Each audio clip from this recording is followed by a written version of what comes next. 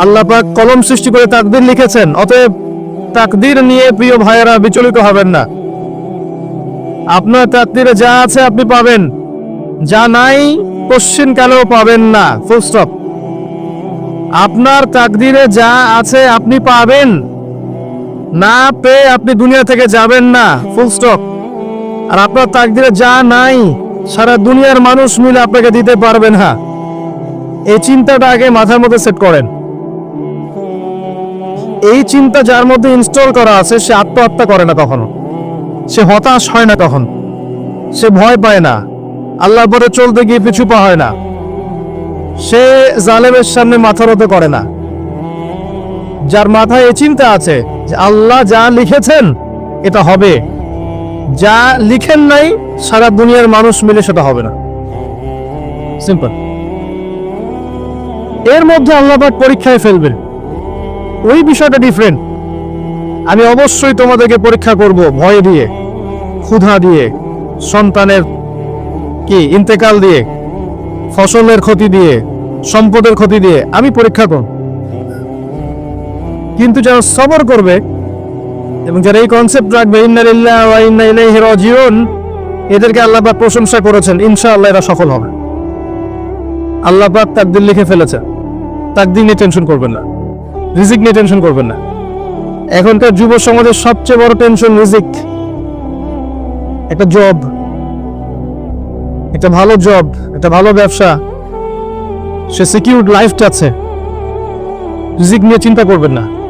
আপনার কাছে যে রিজিক আছে এটা আপনার কাছে আসবেই ইনশাআল্লাহ। হয়তো সময় লাগছে কিন্তু আপনার কাছে আসবে ইনশাআল্লাহ তাআলা। আপনি হালালের উপর থাকবেন, ন্যায়ের উপর থাকবেন, আপনি অন্যায় পথে রিজিক সার্চ করবেন না। আপনার তাকদীরে যে রিজিক আছে আপনার কাছে আসবে ইনশাআল্লাহ। এবার আসেন, আল্লাহ পাক এরপরে সৃষ্টি করেছেন মহাবিশ্ব, এই পুরো মহাবিশ্ব। তাকদীর লিখার পরে মহাবিশ্ব কয় দিনে? ফি সিত্তাতি আইয়াম, 6 দিনে। মাত্র 6 দিনে আল্লাহ পাক পুরো মহাবিশ্ব সৃষ্টি করেছেন।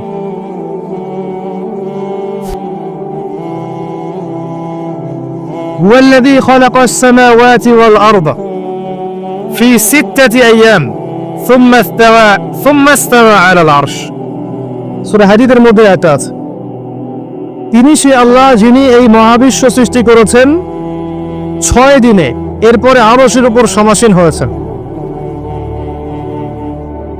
আল্লাহ পাক এর একদিন আমাদের একদিনের মতো নয়, বরং কিয়ামতের মাঠে যেদিন আমরা দাঁড়িয়ে থাকব এই দিনটা হবে আল্লাহর হিসেবে 50,000 বছরের সমান। মানুষ অস্থির হয়ে থাকবে, বিচার শুরু হচ্ছে না কেন। অপেক্ষা করা কাজটা খুব যন্ত্রণাদায়ক, তাই না? কারো জন্য অপেক্ষা করা, অপেক্ষা করে আছেন, 1 ঘন্টা পর আসবে, এলো না, আপনি অস্থির হবেন। 2 ঘন্টা পরে এলো না, 10 ঘন্টা পরে এলো না, আপনি অস্থির হবেন, পায়চারি করবেন, বই পড়বেন, নাস্তা খাবেন, হাঁটাহাঁটি করবেন, আপনি ব্যাকুল হয়ে যাবেন। অপেক্ষা করা একটা ডিফিকাল্ট কাজ। কিয়ামতের মাঠে মানুষ 50,000 বছর অপেক্ষা করবে, বিচার শুরু হচ্ছে না কি জন্যে। সবাই গিয়ে ধন্না দিবে, প্রথমে আদম আলাইহিস সালাম, তারপরে নূহ আলাইহিস সালাম, ইব্রাহিম, মূসা, ঈসা আলাইহিমুস সালাম। আল্লাহর কাছে একটু সুপারিশ করেন, বিচার যেন শুরু হয় অ্যাটলিস্ট। কেউ কিচ্ছু করতে পারবে না, কারণ সবাই বলবে ইয়া নাফসি, ইয়া নাফস। দূর থেকে একজনের আওয়াজ আসবে যিনি ইয়া নাফসি বলছেন না, যিনি বলছেন ইয়া উম্মতি, ইয়া উম্মতি।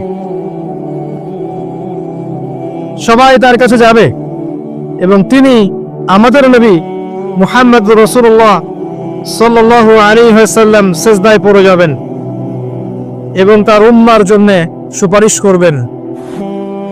উম্মার কবিরা গুনাহগার ব্যক্তিদেরকে সুপারিশ করে তিনি জান্নাতে নিয়ে যাবেন ইনশাআল্লাহ। আল্লাহ তাকে ওয়াদা করেছেন, হে নবী, তোমার উম্মতের কোনো ব্যক্তি যদি শিরক না করে আমার সামনে উপস্থিত হয় আমি তাকে মাফ করে দেব ইনশাআল্লাহ।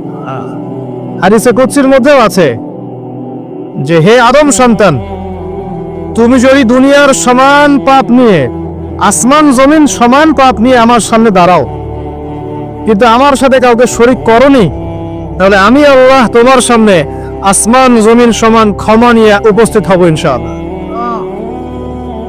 শোনেন, 1999 জন মানুষ জাহান্নামে যাবে। প্রতি 1999 জন মানুষ জাহান্নামে যাবে। সহিহ বুখারীর হাদিস 4 বার এসেছে। এখানে ইকুয়েশনটা এমন না যে ম্যাথামেটিক্যালি ক্যালকুলেট করতে হবে, এমন নয়। এটা দিয়ে আধিক্য বোঝানো হচ্ছে। বেশিরভাগই জাহান্নামে যাবে।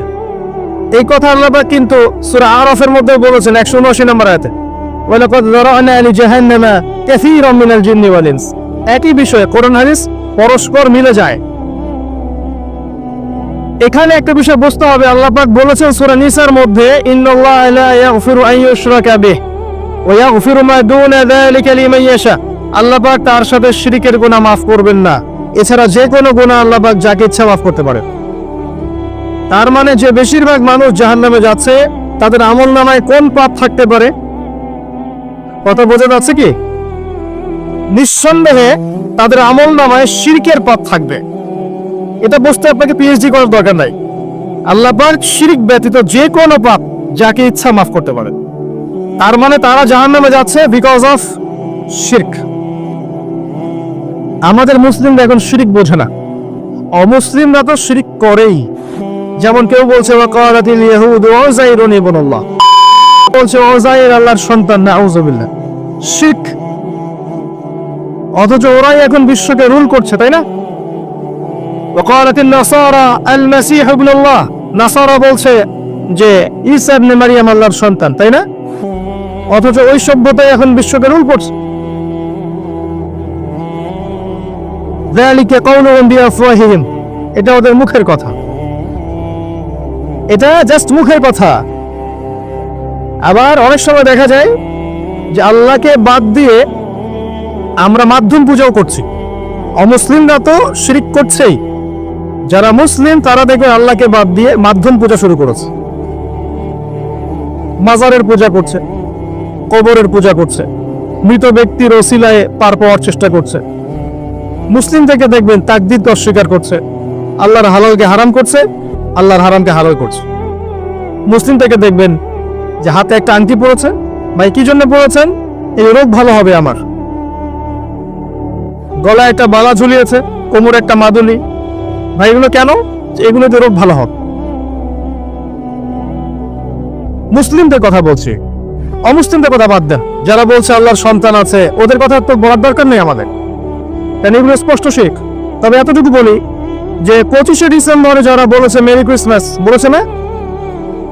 25শে ডিসেম্বর যারা বলেছে মেরি ক্রিসমাস, মুসলিমদের মধ্যে এরা স্বীকার করে নিয়েছে যে ওই দিন আল্লাহ রাব্বুল আলামিন ঈসা আলাইহিস সালামকে জন্ম দিয়েছেন। নাউযুবিল্লাহ, নাউযুবিল্লাহ।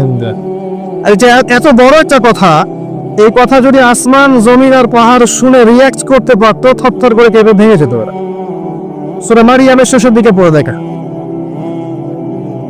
وقالوا اتخذ الرحمن ولدا لقد جئتم شيئا إدا تكاد السماوات والأرض يتفطرن منه وتنشق الأرض وتخر الجبال هدا।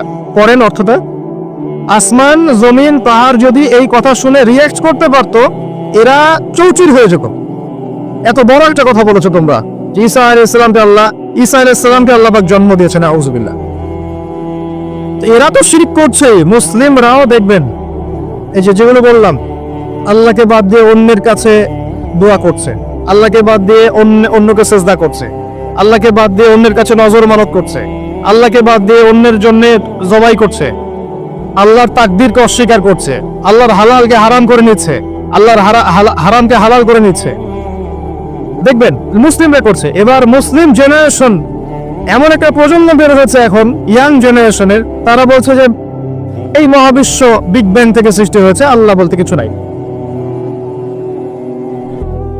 আপনি বোঝেন কি কারণে প্রতি 999 পিপল জাহান্নামে কেন যাবে? কারণটা কি? শিরক। আর এই শিরকটা হচ্ছে আপনার চিন্তায়, আপনার কথায় এবং আপনার কাজে। চিন্তার মধ্যে শিরক। যেমন একজন ব্যক্তি চিন্তা করে আকীদা যে আল্লাহ ছাড়া অমুকও সন্তান দিতে পারে, এরকম আকীদা নাই মুসলিমদের। আছে। একজন বলছে আল্লাহ কল্যাণের মালিক আর শয়তান হচ্ছে অকল্যাণের মালিক। কথাটা শুনতে খুব ভালো লাগে না? অকল্যাণ হয়তো আল্লাহর পক্ষ থেকে আসে না, আল্লাহ পবিত্র, অকল্যাণ শয়তানের পক্ষ থেকে আসবে। ব্যাপারটা কেমন? ভালো মন্দ, কল্যাণ অকল্যাণ, দুঃখ কষ্ট সুখ সবকিছু কার পক্ষ থেকে আসে? এমন নয় যে ভালোগুলো আল্লাহ দেন, অকল্যাণগুলো শয়তান দেয়, নাউযুবিল্লাহ। এরকম আকীদা আছে মানুষের। কিছু মানুষ বলছে তাকদীর বলতে কিচ্ছু নাই, মানুষ নিজেই তার কর্মের নিয়ন্ত্রণ। সে কিছু মানুষ বলছে যে ভাগ্যই সব, মানুষের কাজের কোনো স্বাধীনতা নাই। মানে ভাগ্যই সব, আমার কাজের কোনো স্বাধীনতা নাই, আমি কলের পুতুল। চুরি করেছো কেন? আল্লাহ তাকদীর লিখেছে তাই। সুদ খাও কেন? ঘুষ খাও কেন? রিলিফের মাল মেরে খাও কেন? আল্লাহ তাকদীর লিখেছে তাই। এরকমও কিছু মানুষ আছে। প্রত্যেক পদে পদে আপনি শিখ পাবেন। আপনি আল্লাহকে ছাড়া সেজদা দেখতে পারবেন, আল্লাহকে ছাড়া মানুষ নজর করছে, মানত করছে, কসম করছে, কুরবানি করছে, সেজদা করছে, দোয়া করছে এবং ওসিলা পূজা করছে যে আল্লাহ বাদ দিয়ে অমুকে আমাকে পরকালে পার করিয়ে দিবে। নাউযুবিল্লাহ বলছেন ঠিকই, কিন্তু আমাদের দেশের বহু মানুষের আকীদা এমন যে আমাকে পরকালে পার করায় দেওয়ার লোক আছে, সমস্যা নাই। শোনেন, পরকালের প্রতিটা সুপারিশ আল্লাহর ইখতিয়ারে। একজন শহীদ, আল্লাহর পথের শহীদ, তিনি কিন্তু সুপারিশ করবেন, কিন্তু তিনি নিজের ক্ষমতায় করবেন না আল্লাহর ক্ষমতায় করবেন? আল্লাহর ক্ষমতা। আলেম, হাফেজ, আল্লাহর পথের যারা মুজাদ্দিদ ছিলেন, আল্লাহওয়ালা আউলিয়া মানুষ, নবীগণ, সিদ্দিকগণ, সুহাদা, সুপারিশ করবেন নিজেদের ক্ষমতায় না আল্লাহর ক্ষমতায়। আকীদা স্পষ্ট না থাকলে তখন আমল করতে গিয়ে শিরক হয়ে যাবে। আর শিরক হলেই কি হবে? ওই যে বললাম, প্রতি হাজারে 999 জন মানুষ জাহান্নামে যাব। এবার আসেন, আল্লাহ পাক মহাবিশ্ব সৃষ্টি করেছেন কয় দিনে? এই কিয়ামতের মাঠ কত বছর হবে? কে সেজদা করবেন, সুপারিশ করবেন আমাদের জন্য? মুহাম্মদ সাল্লাল্লাহু আলাইহি ওয়াসাল্লাম। এবার আসেন, যে নবী আমার জন্য সুপারিশ করবেন, যেই নবী আমার জন্য হাউজে কাউসারে দাঁড়িয়ে থাকবেন, যেই নবীকে আমাকে কবরে দেখানো হবে এবং জিজ্ঞাসা করা হবে মান হাযা রাজুল বুইসা ফীকুম, কতজন যুবক, কতজন মানুষ আর কতজন মুসলিম মুহাম্মদ সাল্লাল্লাহু আলাইহি ওয়াসাল্লামের এই সুন্নাহগুলো আমরা মেনে চলি। যাকে কবরে দেখানো হবে, যিনি সুপারিশ করবেন, যিনি আমাদেরকে ছাড়া জান্নাতে যাবেন না, যিনি হাউজে কাউসারে দাঁড়িয়ে থাকবেন, যিনি জান্নাতের দরজায় প্রথম কড়া নাড়বেন এবং যিনি তার উম্মতকে নিয়ে ফিকির করছেন কিয়ামতের মাঠে, ইয়া উম্মতি ইয়া উম্মতি, উম্মতের মধ্যে কতজন যুব সমাজ মুহাম্মদ সাল্লাল্লাহু আলাইহি ওয়াসাল্লামের সুন্নাহ মেনে চলে? বলেন। মুহাম্মদ সাল্লাল্লাহু